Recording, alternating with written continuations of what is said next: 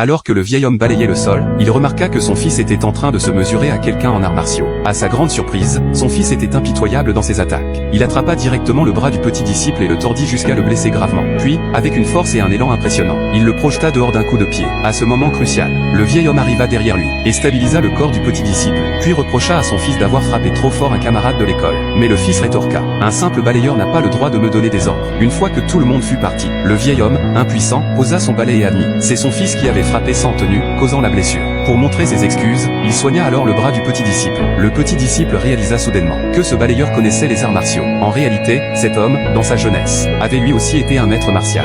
Jeune et audacieux, il avait affronté à lui seul tous les guerriers de Zhongzhou, n'ayant jamais perdu un seul combat contre 49 adversaires ayant signé un pacte de vie ou de mort. Face au meilleur maître martial de l'époque, une seule attaque avait suffi à le mettre à terre. Après cela, il devint le nouveau souverain des arts martiaux. Mais ses techniques étaient si cruelles et sans tenue, que sa famille fut massacrée par vengeance. Furieux, il retrouva le coupable. Mais celui-ci, assumant ses actes, choisit de se suicider. Bien que ses attaques fussent féroces, il respectait le code du Jianggu. Il ne voulait pas que le mal touche les innocents. Face aux orphelins et veuves laissés derrière, il ne put frapper. Ainsi, son cœur martial se brisa. Malgré sa puissance, il perdit tout ce qui lui était cher. Heureusement, son fils avait été envoyé à l'école privée et échappa à ce drame. 18 ans plus tard, l'homme travaillait comme balayeur dans le dojo de son fils. Mais à cause de sa position, il était souvent méprisé par les disciples. Un jour, un dojo rival vint défier leur école. Ils annoncèrent que si eux gagnaient le duel, le dojo devrait fermer et partir, et que si eux perdaient, ils partiraient sans déranger. Le maître accepta immédiatement le défi. Le premier à entrer sur le ring fut le petit disciple, et leur adversaire était Jacques, l'un des 3 meilleurs maîtres martiaux. Sur le ring, la différence de niveau se fit vite sentir, et le petit disciple perdit rapidement.